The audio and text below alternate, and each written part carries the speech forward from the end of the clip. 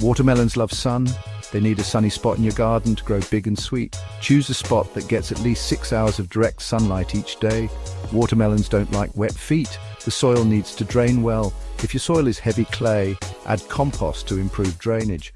Compost adds nutrients too. Space your watermelons carefully. They need room to spread out. Space watermelon plants 2 to 3 feet apart in rows that are 5 to 6 feet apart.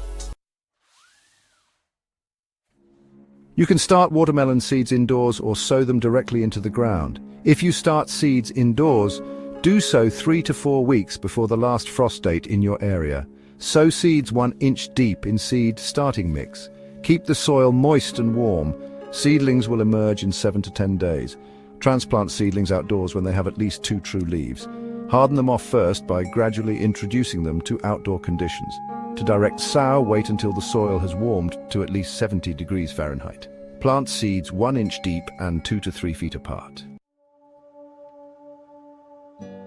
Watermelons need consistent moisture, especially when the fruits are developing. Water deeply and regularly, about 1 to 2 inches per week. Don't overwater. Soggy soil can lead to root rot. Water at the base of the plant, avoiding the leaves. Feed your watermelons regularly. They are heavy feeders. Use a balanced fertilizer. Apply fertilizer when vines begin to run and again when fruit sets. Watch out for pests. Common pests include aphids, cucumber beetles, and spider mites. Use insecticidal soap or neem oil for control. Be aware of diseases. Powdery mildew and anthracnose can affect watermelons. Choose disease-resistant varieties and rotate crops to prevent disease. Harvest time. Watermelons are ripe when the underside turns from white to creamy yellow. The tendril closest to the fruit will dry up. A thump on the melon should produce a dull thud.